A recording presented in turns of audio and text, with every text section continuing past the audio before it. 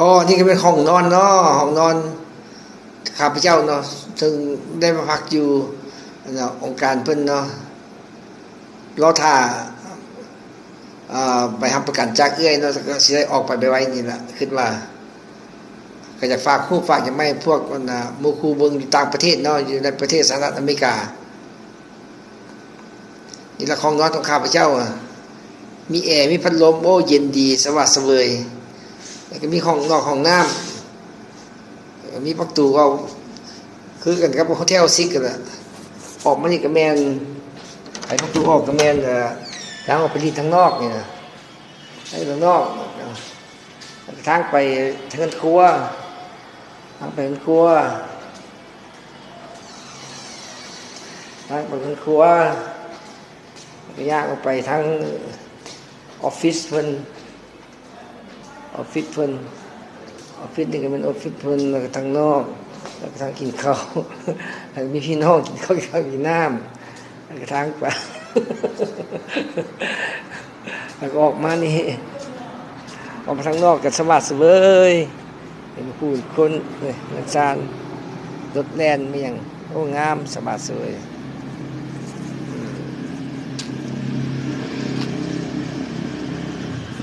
อาจารย์งามบน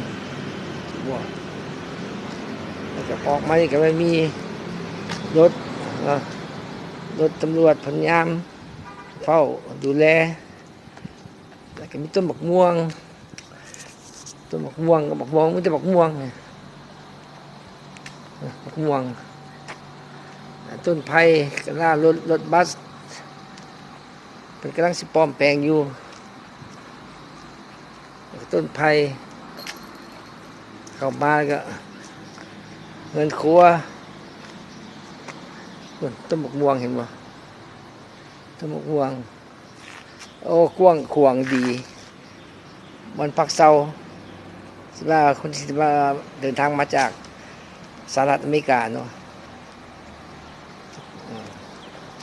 ข้าพเจ้าดิ่งออกโคบอกยังไม่เห็นเนาะตัวบ่ให้คนคุณเนาะได้พบเห็นเนาะเมืองลาวบ้านเขาเนาะเพิ่นกำลังดูแลเบิ่งแยงบ่ทิ่มกันเป็นต้นก็แม่นไอ้คำลาเนาะเพิ่นมาเบิ่งมาแยงส่งอาหารให้กิน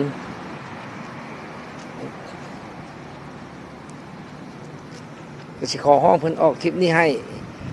เพื่อจะให้หมู่ครูอยู่ต่างประเทศได้เห็นสถานที่คนที่เดินทางมาในประเทศมาจากสหรัฐอเมริกาเนาะแล้วมาตกบ้านเฮาเพิ่นก็บ่ได้ทอดทิ่มเพิ่นก็ได้เบิ่งแยงดูแลเป็นอย่างดีไม่ได้คำลานี่เป็นที่ว่าเพิ่นมาช่วยเหลือคนที่ว่าบ่มีญาติพี่น้องให้ความสะดวกสบายบ่ทุกคนที่ได้เดินทางมาผู้ใดบ่มีพี่น้องบ่ต้องตกตื่นเพิ่นช่วยได้เสมอเพื่อให้ความสะดวกสบายบ่ถึงทุกอย่างต้นบักยมเห็นบ่ต้นบักยมคนโอ้ยต้นบักยมคือทอดเด้ทอดจอยเด้จอยอยู่เฟสโนบ่ไฟฟ้าไปอย่างน้ำกันเลยทอดเพิ่นเนาะมีต้นบักยมคุณถ้าไปฟาร์มไปเฟิร์มจอยเอ้ยที่บ้านเฮานี่มีเบิดบักไม้บักหยังงามดีงามเด่นสะดวกสบายแท้บ้านเฮานี่นี่ก็เป็นทางหลังนี่ก็เป็นหนทางไกลเมืองลาวแล้วพ้นเมืองลาวเฮานี่บ้านพ้นพะเนาอันนี้ก็เป็นพ้นสาขาพ้นเฝ้ายามประตู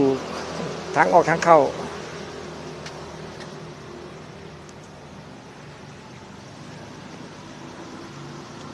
จากนั้นแล้วก็สิมอบให้ไอ้คำลาออกคลิปนี้ให้